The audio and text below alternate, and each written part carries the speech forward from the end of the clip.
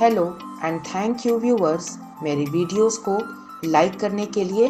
Thank you viewers, मेरे efforts को appreciate करने के लिए। इस वीडियो में मैं पंचादी के विषय में बात करूंगी।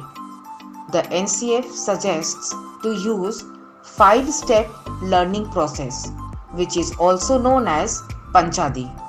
आइए सबसे पहले समझते हैं कि पंचादी है क्या। पंचादी अप्रोच NCF द्वारा रिकमेंडेड है फॉर द फाउंडेशनल ईयर्स, जो सर्वांगीण विकास और प्ले वे लर्निंग मॉडल को प्रोत्साहित करता है। The Panchadi approach enhances learning through structured play. दूसरे शब्दों में कहें तो Panchadi is a good guide to formulate the sequence that a teacher may adopt while making or preparing the lesson plan। सीखने के 5 कदम में पहला कदम है अदिति यानी कि इंट्रोडक्शन। शिक्षक किस प्रकार बच्चों को नए टॉपिक से रूबरू कराएंगे, इसके बारे में बताया गया है ताकि बच्चे अपने पास्ट नॉलेज से नए नॉलेज को सीख सकें। फॉर एग्जाम्पल, यदि टीचर बच्चों को मांसाहारी और शाकाहारी जानवरों के बारे में बतला रहे हैं, तो टीचर बच्चों को प्रश्न करके उनके पास्ट नॉलेज को परख लें and then the teacher can introduce the new things according to the topic. Aditi, as the first step the teacher introduces a new concept of topic by establishing a connection with the child's prior knowledge। दूसरा step है बोध यानी कि conceptual understanding। इसमें शिक्षक इस बात का ध्यान रखेंगे कि बच्चे किस माध्यम या किस प्रकार से सीख रहे हैं। बोध, which refers to conceptual understanding।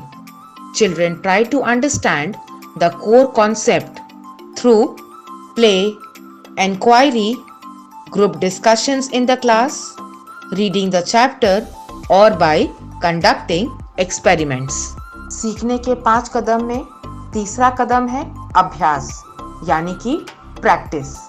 इसमें शिक्षक इस बात का ध्यान रखते हैं कि किस तरह अलग अलग तरीके या मेथड से बच्चों को कॉन्सेप्ट बेहतर रूप से समझाया जा सके ताकि विभिन्न क्रियाकलापों के द्वारा बच्चों में स्किल डेवलपमेंट हो सके।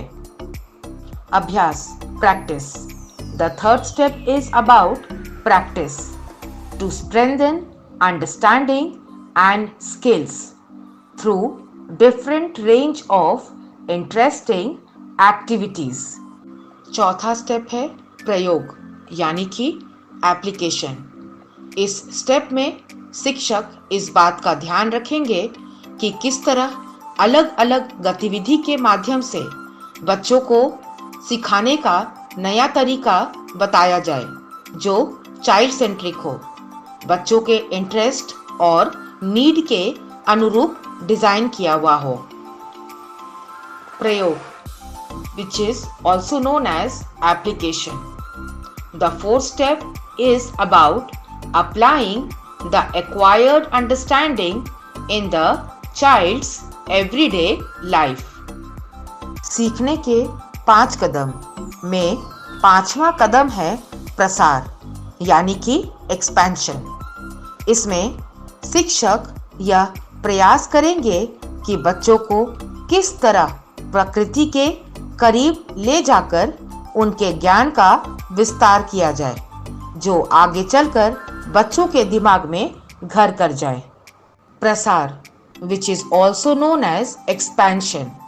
The 5th step is about spreading the acquired understanding through various activities like conversation with friends, narrating a new story, singing a new song।